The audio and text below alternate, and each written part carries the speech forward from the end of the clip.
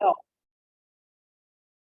she will help admit those that are still coming in. So welcome, everybody. Welcome to our mindful eating educational presentation presented by Stanford Healthcare Tri-Valley. My name is Christy Massack. I'm the Director of Member Services here at the Chamber, and we're pleased to partner with Stanford Healthcare Tri-Valley and our Chamber partners to bring you this informative presentation. This is a 1-hour presentation. It is being recorded and will be added to our website in the coming days. So be on the lookout for that if you want to share it with anybody. Today's presenter is Menise. She is a registered dietitian at Stanford Healthcare Tri-Valley, and she's been there since 2022. She grew up in Livermore and received her bachelor's degree in nutrition and food science with a focus on dietetics from California State University, Chico. She completed her dietetic internship with California State University, Long Beach, and went on to work in long-term care facilities and clinical nutrition at Contra Costa County Regional Medical Center before landing at Stanford. Welcome. Hannah continued to work in both inpatient and outpatient nutrition services and is passionate about helping others achieve their health goals. So welcome, Hannah. Thank you so much for being with us and presenting. And you can share your screen now and your presentation. Thank you. All right, thanks.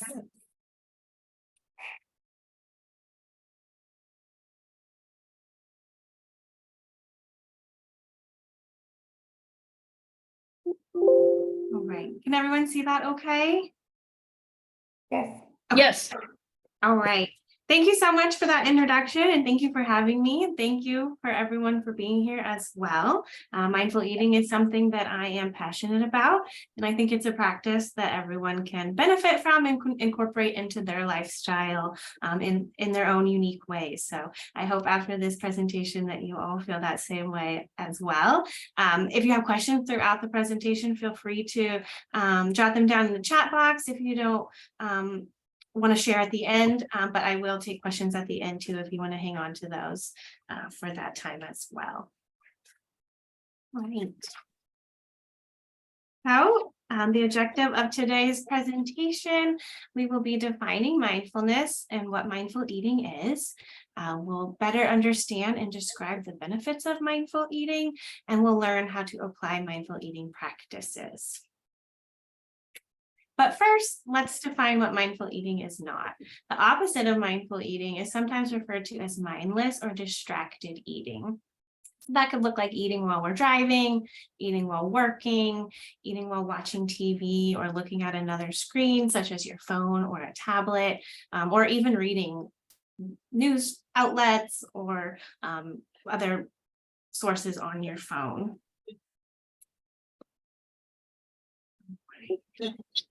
So mindfulness, on the other hand, is a widespread centuries-old practice used in many religions and is defined as a mental state achieved by focusing one's awareness on the present moment while calmly acknowledging and accepting one's feelings, thoughts, and bodily sensations.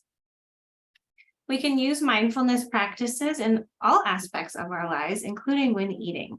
So mindful eating focuses on your eating experiences, body-related sensations and thoughts, and feelings about food with heightened awareness and without judgment. So that without judgment piece is really crucial when working with mindful eating, as we learn to think about our thoughts in a more neutral manner. It's not so much about what you're eating, but how and why you're eating. So special attention is paid to the foods being chosen and how those foods make you feel. Oh, sorry, my screen. Are you still able to see my screen? Oh, there we go. Sorry, I got logged out of another screen. All right.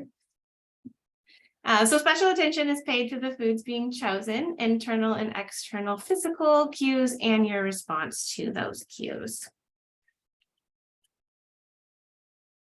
So mindful eating, eating in a more mindful manner can be a simple and effective way to, and a good place to start when attempting to put healthier habits into place. So mindful eating offers a slew of benefits, such as it's not a fad diet. So it rejects diet culture and restrictive behavior. So research shows us that under eating or cutting out certain foods from our diet can cause us to overeat them later. It also helps develop a healthier relationship with food and can ease stress and anxiety that might be surrounding meal times, which then can lead to increased enjoyment from eating and having a better self-esteem. Mindful eating is also a behavioral plan everyone can benefit from. Kind of as I had mentioned at the start of this presentation, it fits in with all types of health conditions, eating patterns, and personal counseling strategies. It also has been associated with higher diet quality, such as choosing fruit instead of sweets as a snack, opting for smaller serving sizes of calorie-dense foods, and getting more variety in nutrients. It also has been proven to help with improved digestion. So some research has shown that when our attention is not focused on eating, our digestive process is 30 to 40% less effective, which can lead to gas, bloating, and discomfort. Other research has also been done and found mindful eating to have a reduction in emotional eating, weight, and type 2 diabetes. A literature review of 68 intervention and observational studies on mindfulness and mindful eating found that mindfulness strategies improved eating behaviors such as slowing down the pace of a meal, recognizing feelings of fullness, and greater control over eating. Mindfulness and mindful eating interventions appeared most successful in reducing binge eating and emotional eating. Another small controlled trial, including 50 adults with type 2 diabetes, were randomized to either a 3-month mindful eating intervention that was focused on reducing overeating and improving eating regulation to a self-diet, and the other group was assigned to a diabetes management education intervention that focused on improving food choices. Both groups showed significant improvements in measures of depression, nutrition self-efficacy, and controlling overeating behaviors. Both groups also lost weight. However, more research is required to examine whether mindful eating can be an effective strategy on its own for weight management, as there was no difference in the amount of weight loss between the two groups. So in order to reap some of these benefits that mindful eating can offer, these principles of mindful eating or guidelines can be helpful to increase your awareness and encourages the exploration of likes, dislikes, using all 5 senses, and learning to recognize those signs of fullness and physical hunger.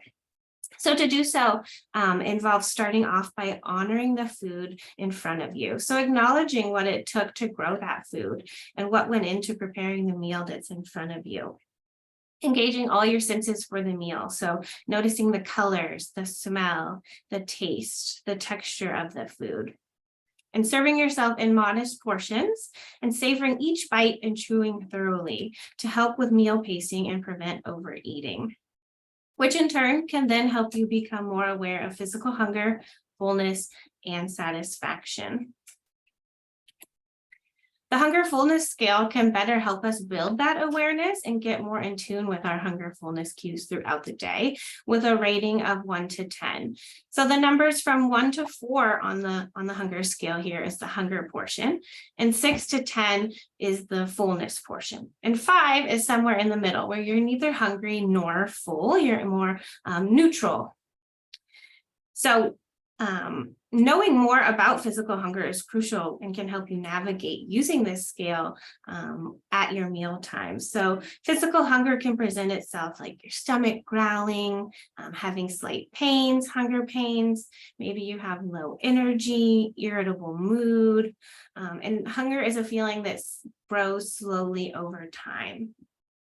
So when we eat, when we're just starting to feel hungry around a 3 or a 4, it's easier for us to eat mindfully and enjoy the food and feel satisfied, and then in turn stop when we're feeling full. However, if we start a meal when we're at a 1, where we're very ravenous, anything that's in front of us sounds good to eat, that puts us more at risk for eating beyond that point of fullness.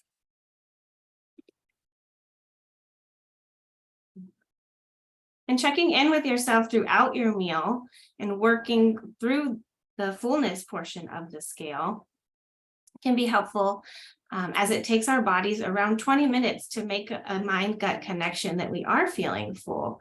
So when we're initially hungry and we're sensing some of those physical hunger cues, our blood sugar drops and our stomach empties and contracts, and that's when you have those hunger pains, and hormones are released to signal the brain that we need to eat and provide our bodies with fuel.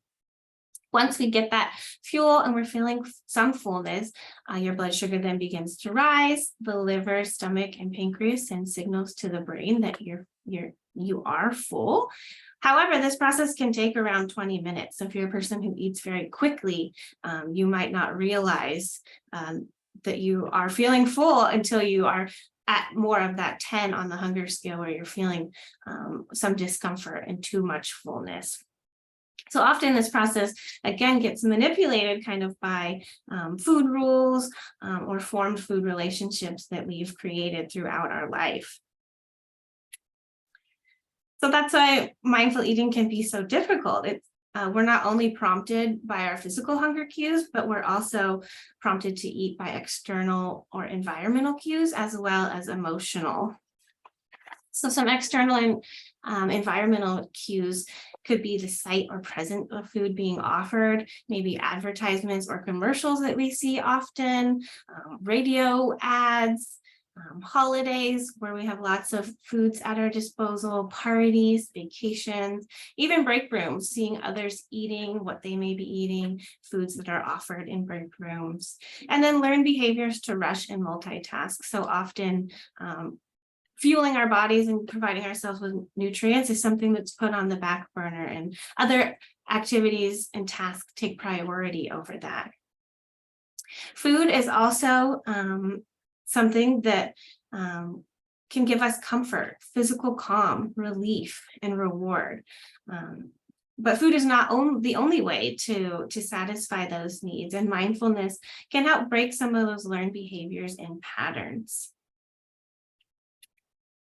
So putting mindfulness and mindful eating into practice. First, it starts by assessing your current behaviors.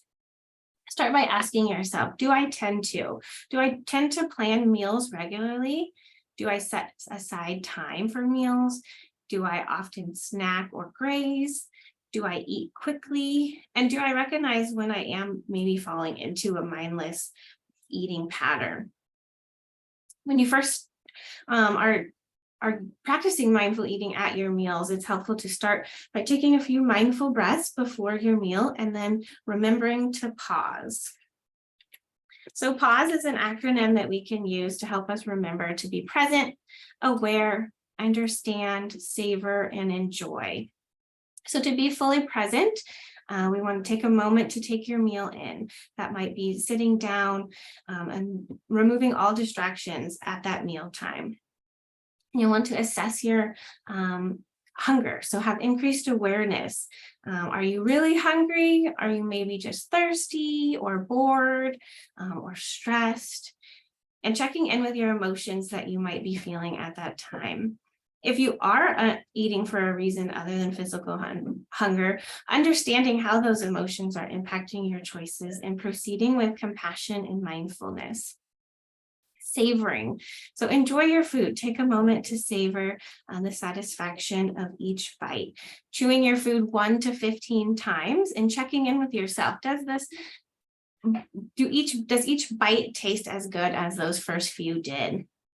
And then lastly, enjoying your meal, enjoying the foods that you have chosen, and learning to stop when you are sensing those feelings of fullness.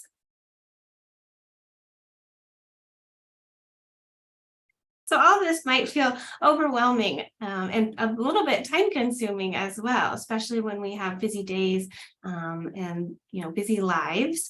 So these are just some tips for success to kind of help with incorporating mindfulness into your diet bit by bit, or into your lifestyle bit by bit. So identifying other outlets for stress, other than using food, if that is something that you do in your personal life. So maybe discovering a fun or relaxing activity, such as walking, going for a drive, listening to music, gardening, playing with a pet or a child, reading a book. Also journaling, that can fit into that category as well. So journaling can create connections between your meal choices and your feelings. Putting your fork down between bites and taking a sip of water between bites, that can allow for slow meal pacing and allow for that mind-gut connection to take place. So remembering that it can take up to 20 minutes for your mind and stomach and those hormones to connect, that you are truly feeling full. And starting slow. So start by eating one meal a day or even one meal per week in a more mindful manner, and then expanding to other meals as you feel more comfortable with this. Each time you eat mindfully, even if it's just for a few bites, we're making progress. Also including others in your household. So having a shared experience and accountability, that's important in building new habits. And lastly, just laughing with yourself. So mindfulness and mindful eating is a difficult practice, but we're more successful when we're having fun, and changing behaviors, especially those that are lifelong, is never easy to do.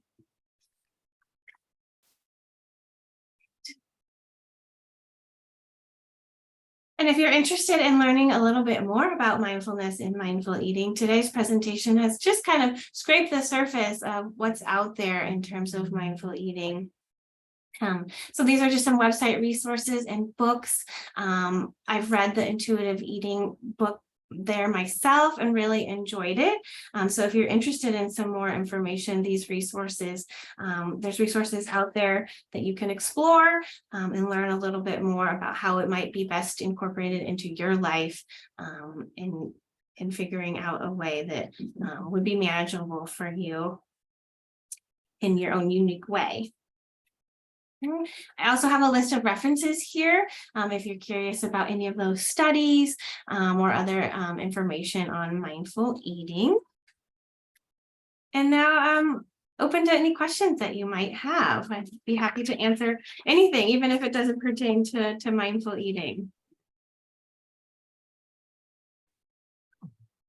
Hi, it's Judy Lloyd with the Danville Area Chamber. Wonderful presentation. I wonder if you wouldn't mind going back to your resource slide. I just wanted to take a picture of the last one, that one. Yeah, absolutely.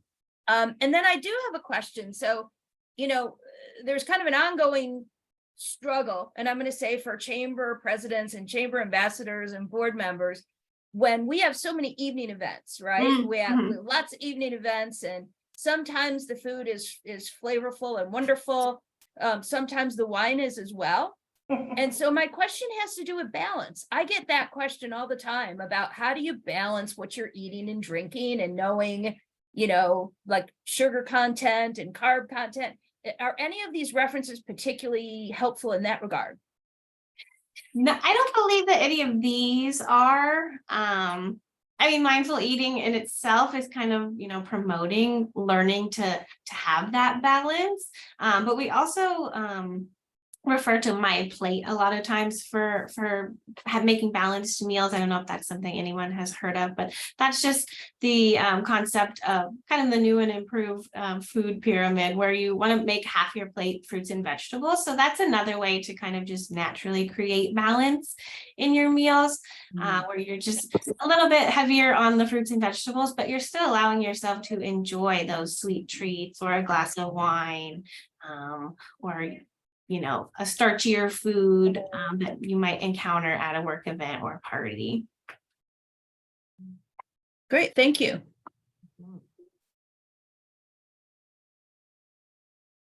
Anybody else?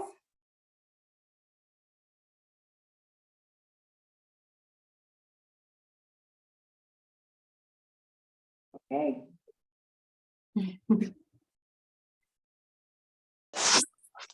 I had a question. Where's I? Hello? Hi. Hi, I had a quick question. Sure. do you do like custom meal plans for like companies or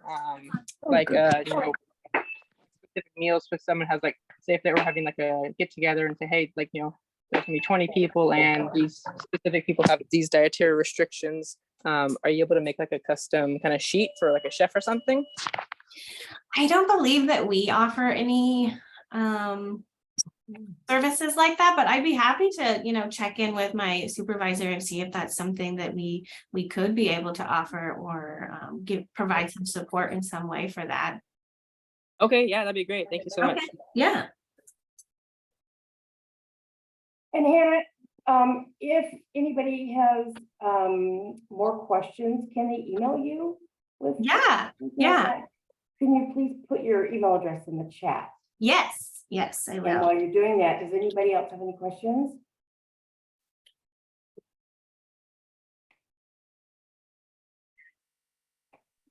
Yeah, that would be kind of fun, huh? Good one. Awesome. Okay. If we have any more questions, just a reminder that this presentation will be on the Chamber's website in the coming days. Thank you so much, Hannah, for the presentation, and for Stanford Healthcare Tri-Valley for the presentation opportunity. We really value your partnership, and it just really means the world to us. So everyone here, please be sure to like and follow Livermore Valley Chamber of Commerce and Stanford Healthcare Tri-Valley on social media. And we would all love it if you could review us on Google. Thank you so much for everything. Thank you for attending. Have a great day. Enjoy the sun. Sunblock, don't forget sunblock, and have a great day. Great, thank you. And just before you head off, if to get back to you on the meal planning for businesses, would I just reach back out to you for that? Yeah, I can type my email in the chat. Is that okay? Yeah, that works. I'll jot it down. Okay, great. All right. Thank you so much, everyone. Awesome. Thank you. Bye-bye. Enjoy your holiday weekends. Thank you. You too. Bye-bye.